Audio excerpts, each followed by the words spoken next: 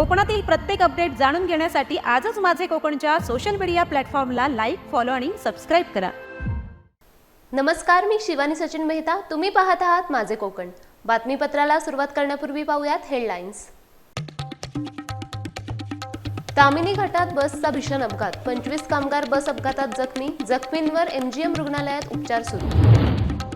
रत्नागिरीत राष्ट्रवादीची स्वबळाची गर्जना. जिल्हा परिषद निवडणुका स्वबळावर लढणार. कार्यकर्त्यांच्या आग्रहास्तव घेतला महत्त्वाचा निर्णय. सुनील कविस्कर नगराध्यक्षपदी विराजमान. गोगावलेंच्या अनुपस्थितीने कविस्कर झाले भाऊक. महाड नगरपालिकेत नवे पर्व सुरू. आणि महाराष्ट्र पोलीस वर्धापन दिन साजरा. लांजा पोलिसांकडून शस्त्रास्त्रांचे विशेष प्रदर्शन. शालेय विद्यार्थ्यांनी अनुभवले पोलीस कामकाज.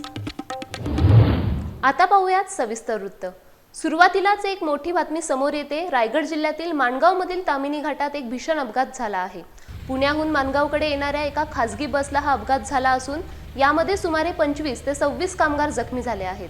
मिळालेल्या माहितीनुसार भोसरी येथील एका नामांकित कंपनीचे कामगार या बसने प्रवास करत होते. तामिनी घाटातील गारवा हॉटेलजवळ तीव्र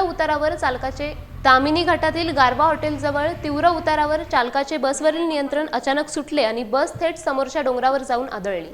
या अपघातामुळे परिसरात मोठी खळबळ उडाली असून वाहतुकीवरही काही काळ परिणाम झाला आहे. घटनेची माहिती मिळताच माणगाव पोलीस स्टेशनचे अधिकारी आणि कर्मचारी तातडीने घटनास्थळी दाखल झाले. पोलिसांनी स्थानिक नागरिकांच्या मदतीने जखमींना बसबाहेर सुरक्षितपणे काढले. सर्व जखमींना तातडीने माणगाव उपजिल्हा रुग्णालयात दाखल करण्यात आले आहे, तर काही गंभीर जखमींना पुढील उपचारासाठी पनवेल येथील एमजीएम रुग्णालयात हलवण्यात आले आहे. या प्रकरणी माणगाव पोलीस सध्या अधिक तपास करत आहेत.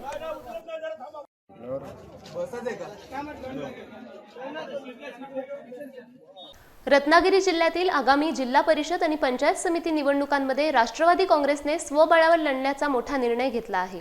प्रदेशाध्यक्ष खासदार सुनील तटकरे यांनी खेड येथे ही अधिकृत घोषणा केली. नुकत्याच झालेल्या नगरपालिका निवडणुकांमध्ये महायुतीकडून राष्ट्रवादीला विश्वासात घेतले नसल्याचा ठपका त्यांनी यावेळी ठेवला. कार्यकर्त्यांच्या आग्रही मागणीमुळे आणि संघटनात्मक ताकद वाढवण्यासाठी पक्षाने एकला चलोरेची भूमिका घेतली आहे. खेडमधील तटकरे सभागृहात आयोजित भव्य सोहळ्यात भडगाव खोंडे गटातील शेकडो कार्यकर्त्यांनी राष्ट्रवादीत प्रवेश केला. या प्रसंगी आमदार शेखर निकम, जिल्हाध्यक्ष बाबाजीराव जाधव यांच्यासह अनेक मान्यवर उपस्थित होते. जिल्ह्यातील राष्ट्रवादीची ताकद मजबूत असून कार्यकर्त्यांच्या बळावर आगामी निवडणुकांमध्ये आम्ही मोठे यश मिळवू असा विश्वास तटकरे यांनी व्यक्त केला. या निर्णयामुळे रत्नागिरीच्या राजकारणात आता नवी समीकरणे पाहायला मिळतील. स्वबळाच्या या भूमिकेमुळे महायुतीमधील मतभेद चव्हाट्यावर आले असून आगामी काळात युतीमध्ये मोठा पेच निर्माण होण्याची शक्यता नाकारता येत नाही. खरं आहे की नुकत्याच झालेल्या नगरपालिकेच्या निवडणुकीमध्ये महायुती म्हणून राष्ट्रवादी काँग्रेस पक्षाला सौम्यात घेण्याच्या दृष्टिकोनातून दुर्दैवाने प्रतिसाद या जिल्ह्यामध्ये मित्र पक्षाच्या माध्यमातून मिळाला नाही. राष्ट्रवादी काँग्रेस पक्षाला स्वतंत्रपणाने निवडणूक त्या ठिकाणी लढवावी लागली. तो अनुभव लक्षामध्ये घेता जिल्ह्याचे अध्यक्ष बाबाजीराव जाधव, आमदार शेखर निकम, पक्षाचे माझे सर्वच ज्येष्ठ पदाधिकारी, महिला युवक अध्यक्ष या सर्वांनी सामुदायिक निर्णय त्या ठिकाणी घेतलेला आहे की आपण खंबीररित्या उभं राहावं आणि मग या निवडणुकीला सामोरं जाण्याच्या दृष्टिकोनातून पक्ष आणि पक्षासमवेत जोडले जाणारे काही इतर घटक असतील तर त्याचा त्या ठिकाणी प्रयत्न करावा असा निर्धार आजच्या या निर्धार मेळावा आणि पक्षप्रवेशाच्या निमित्ताने जिल्हाध्यक्ष, तालुकाध्यक्ष, मतदारसंघाध्यक्ष आणि कार्यकर्ते यांनी सर्वांनी एकत्रित केलेला आहे. महाड नगर परिषदेच्या निवडणुकीनंतर आज शहरातील राजकीय वातावरण चांगलेच ढवळून निघाले आहे. नवनिर्वाचित नगराध्यक्ष सुनील कविस्कर यांनी आज अधिकृतपणे आपला पदभार स्वीकारला. यावेळी शिवसेना, शिंदे गट, भाजप आणि राष्ट्रवादी काँग्रेसच्या नवनिर्वाचित नगरसेवकांनीही आपल्या पदाची सूत्रे हाती घेतली. या अत्यंत ऐतिहासिक क्षणी राज्याचे मंत्री भरत गोगावले आणि युवा नेते विकास गोगावले यांची अनुपस्थिती पाहून नगराध्यक्ष सुनील कविस्कर यांचे डोळे पाणावले आणि ते भावुक झाले. या पदग्रहण सोहळ्याला मंत्री गोगावले यांच्या पत्नी सुषमा गोगावले प्रमुख पाहुण्या म्हणून उपस्थित होत्या. महाडच्या सर्वांगीण विकासासाठी आता सर्वांनी एकत्रितपणे काम करावे असे कळकळीचे आवाहनही कविस्कर यांनी आपल्या भाषणातून केले आहे. महाडमधील हा सोहळा सर्वत्र चर्चेचा विषय बनला आहे. संपूर्ण महाडकर नागरिकांनी मतदान बनवलो. खरं म्हणजे आजच्या मोठ्या सोहळ्यामध्ये माझे बरेचसे आणि विकासशील नसल्यामुळे माझ्या खरोखर डोळे म्हणजे आठवड आले की या चांगल्या त्यांच्यामुळे माझा उपयोग नाही. आता सुषमा ते येत आहेत पण ज्यांनी मेहनत केली, आवडून मेहनत केली, या महाडकरांसाठी पैसे दिले, सर्व दिले, त्या सोहळ्यात नाही नसल्यामुळे मला फार आनंद झाला नाही. पण आम्ही परत सोहळा त्यांच्याकडून घडवून आणि अशा काही गोष्टी करत असताना नेचर फ्युचर मी काय मागच्या आधी काय करणार, मी काय करणार आहे ह्याच्याबद्दल 2 शब्द सांगितले महाडकरांना की जे 27 कोटी रुपये होते आपण जर ते भरले नाही तर आपलं पाणी लगेच बंद करते. त्या महाड मंचावर इतके बोलतात की असं कसं काही नाही. तुम्ही मग 25 वर्ष केलात काय? त्यांच्या शेजारी बसून तुम्ही होतात ना, मग तेव्हा एक अर्ज दिलाच नाही बुवा माफ करा म्हणून. कविष्कर एक चांगली गोष्ट केला तर त्या महाड मंचावर आमची हे टाकता असं करू नका, आम्हाला काम करून द्या. महाड मंच जरी असला हा घरी बसून चालणारा मंच आहे, प्रत्यक्ष वर्क करणारे आम्ही आहोत. हाच सांगतो मी तुम्हाला.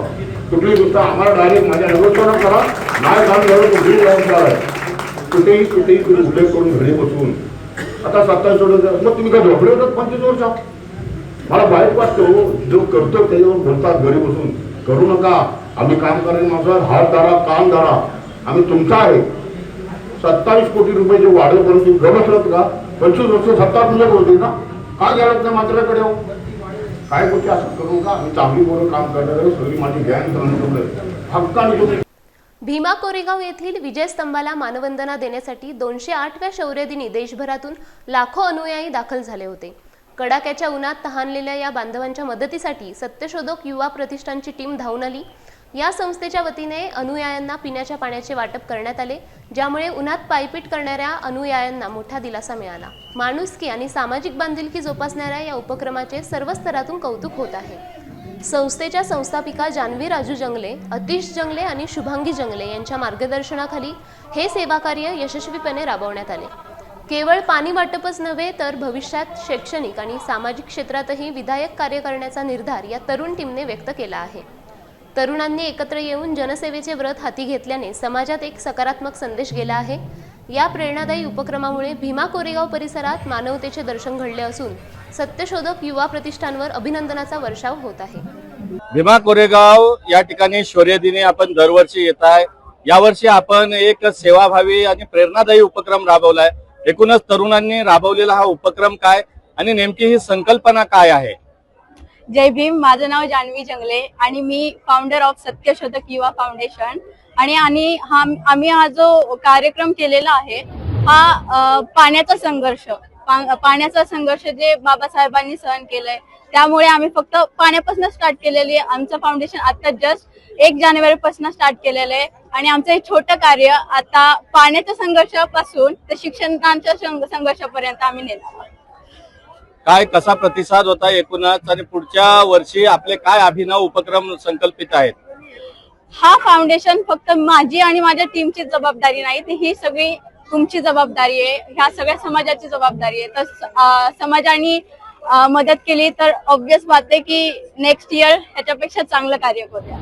भीमा कोरेगावच्या शौर्य दिनाला आपण या ठिकाणी पाणी वाटप केलेलं आहे आणि सर्व तरुण आपण आहात आणि हा अभिनव आणि विधायक असा सेवाभावी उपक्रम आपण राबवलाय. काय नेमकी आपली भावना आहे? काय नाव आपलं आणि कुठून आलात? जय भीम.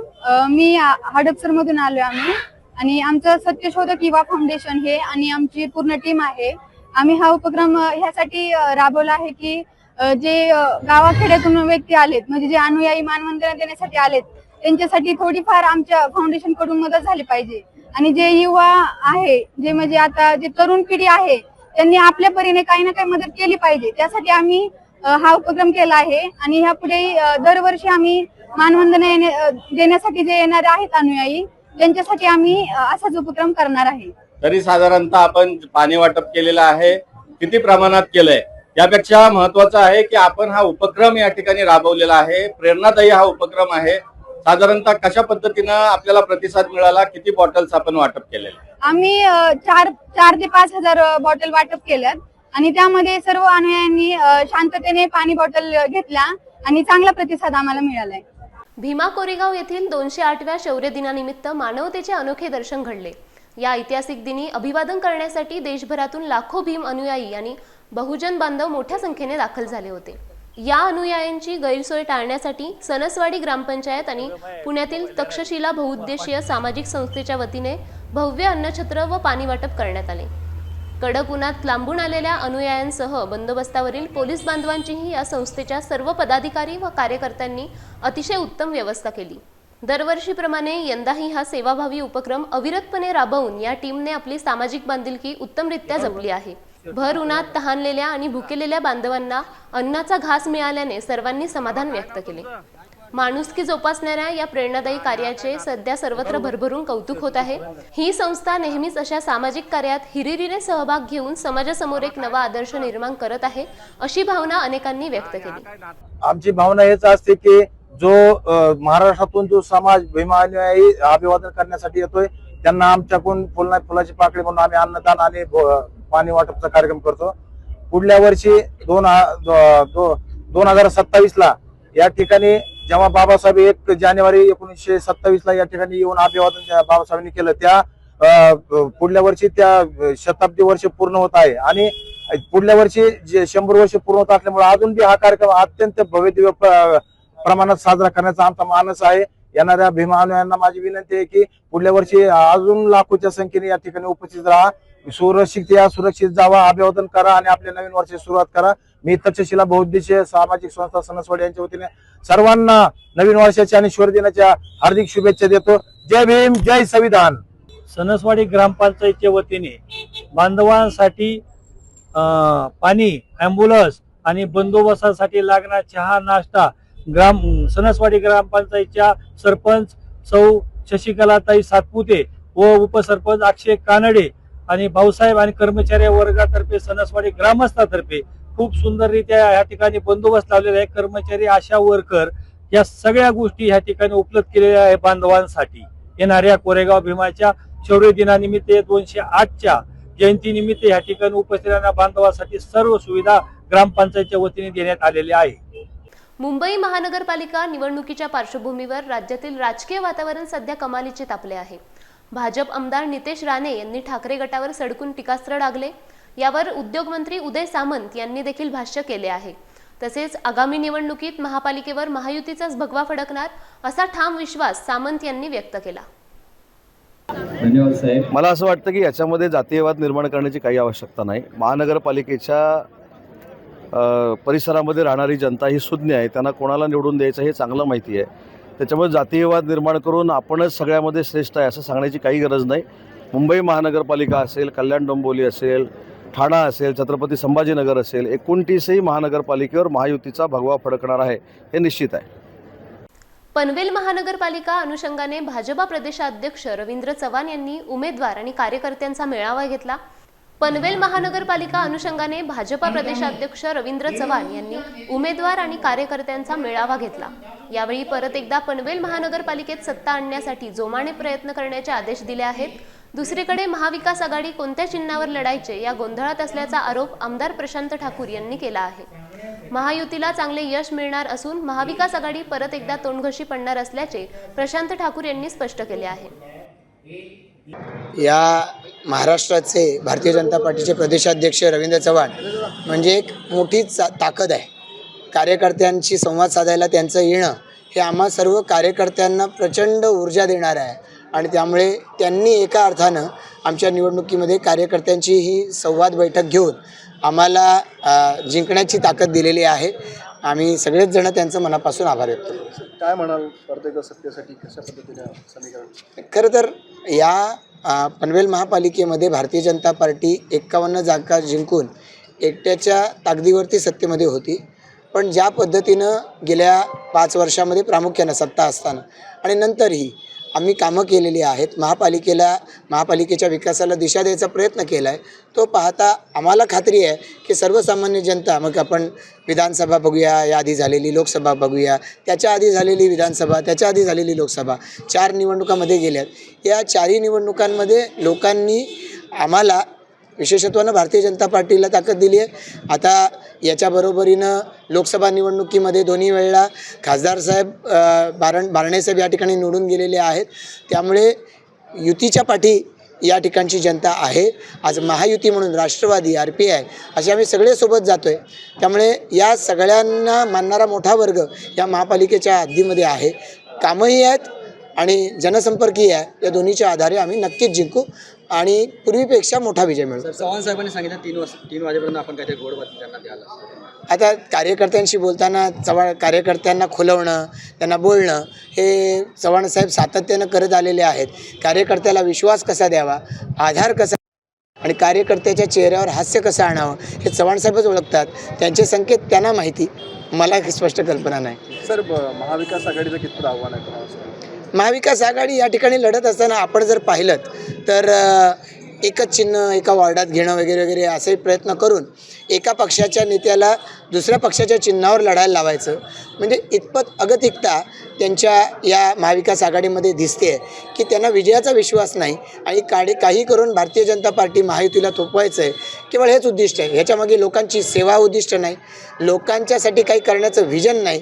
आणि त्यामुळे मला असं वाटतं की महाविकास आघाडी हा नेहमी दरवेळेला निवडणूक सुरू झाल्यापासून निवडणूक संपेपर्यंतचा शो राहतो आणि मग त्याच्यानंतर त्याच्या दरम्यान आणि त्याच्यानंतर लोकांची करमणूक होत राहते. धन्यवाद. थँक्यू.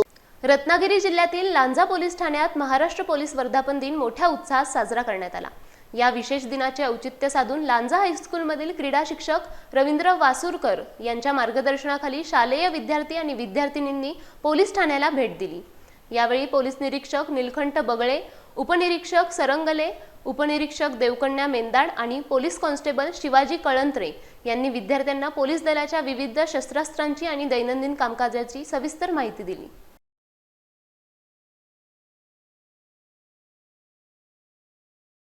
भावना असणे, त्यांच्याबाबत त्यांना जागरूकता असणे आणि त्यांनी त्यांच्यावर विश्वास ठेवणे यासाठी असे कार्यक्रम आपण करत असतो. सर्वांनी कुठल्याही प्रकारचं जरी अडचणी असतील तर त्यासाठी आपण सदैव आहोत.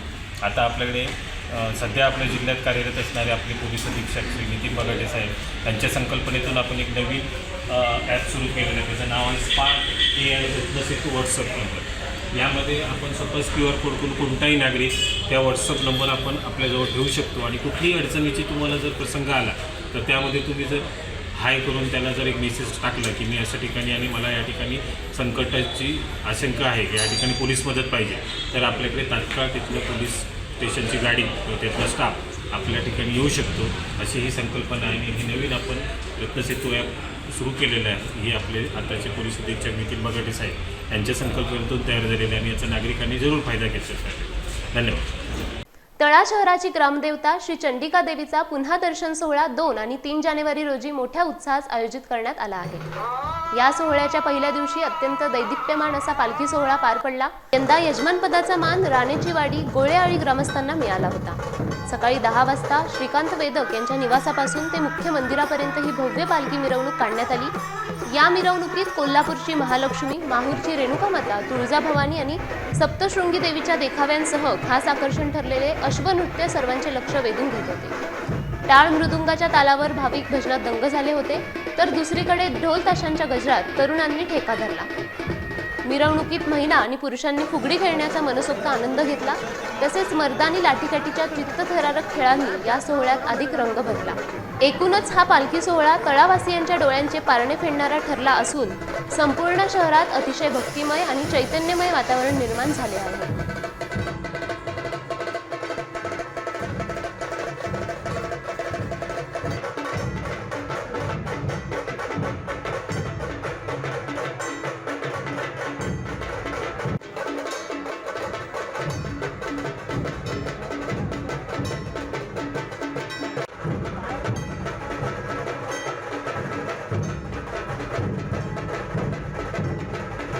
खेड तालुक्याचे महाराष्ट्र नवनिर्माण सेनेचे माजी तालुका अध्यक्ष संदीप फडकले यांचा वाढदिवस अत्यंत आगळ्या वेगळ्या आणि सामाजिक बांधिलकी जोपासणाऱ्या पद्धतीने साजरा करण्यात आला. या निमित्ताने तालुक्यातील कासई गावातील जिल्हा परिषद शाळा क्रमांक 2 मधील गरजू विद्यार्थ्यांना शैक्षणिक साहित्याचे वाटप करण्यात आले.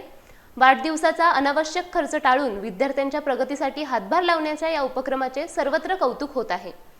यावेळी विनोद विजय उतेकर, विकास सुभाष सोलकर, आनंद सदाशिव मोरे, रामचंद्र धोंडू मस्कर, आत्माराम सीताराम पदुगले आणि संतोष शिवराम उतेकर यांसारखे मान्यवर उपस्थित होते।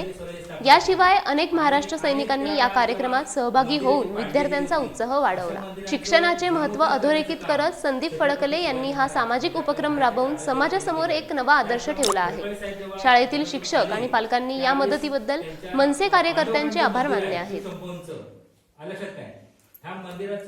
खेड तालुक्यातील गुंडे ग्रामपंचायतीमध्ये मुख्यमंत्री समृद्ध पंचायत राज अभियान अत्यंत प्रभावीपणे राबवले जात आहे। या अभियानाअंतर्गत लोक चळवळ आणि प्रभावी जनजागृती करण्यासाठी गावात एक भव्य चित्ररथ यात्रा काढण्यात माझी वसुंधरा आणि आदिशक्ती यांसारख्या विविध महत्त्वपूर्ण शासकीय योजनांची माहिती गावातील प्रत्येक घरापर्यंत पोहोचवणे हा या उपक्रमाचा मुख्य उद्देश होता। कापवाडी येथून निघालेल्या या चित्ररथाचे स्वागत स्थानिक ग्रामस्थांनी ढोल ताशांच्या प्रचंड गजरात केले। या सोहळ्यात सरपंच रवींद्र आमरे, उपसरपंच रुणाली आमरे आणि ग्रामसेविका आरती मोरे यांच्यासह अनेक स्थानिक पदाधिकारी उपस्थित होते। तसेच जिल्हा परिषद शाळांचे शिक्षक, अंगणवाडी सेविका, आरोग्य विभागाचे प्रतिनिधी आणि प्रतिष्ठित ग्रामस्थांनी मोठ्या संख्येने या उपक्रमात आपला उत्स्फूर्त सहभाग नोंदवला। सद्गुरू काडसिद्धेश्वर हायस्कूलच्या विद्यार्थ्यांनीही या अभियानात हिरिरीने भाग घेतला। मध्ये मुख्यमंत्री समृद्ध पंचायत राज अभियानाअंतर्गत आपली चित्ररथ यात्रा आपण काढत आहोत। या चित्ररथ यात्रेला सर्व महिला, सर्व आदिशक्ती, सर्व विद्यार्थी या रथयात्रेला समाविष्ट आहेत आणि हा गुंडे ग्रामपंचायतीमार्फत ही रथयात्रा गुंडे ग्रामपंचायतीच्या हनुमान नगरपर्यंत काढण्यात येत आहे। या बातमीपत्रासह वेळ झाली येथेच थांबण्याची। पुन्हा भेटू नवीन बातमीपत्रात। तुम्ही पाहत रहा माझे कोकण।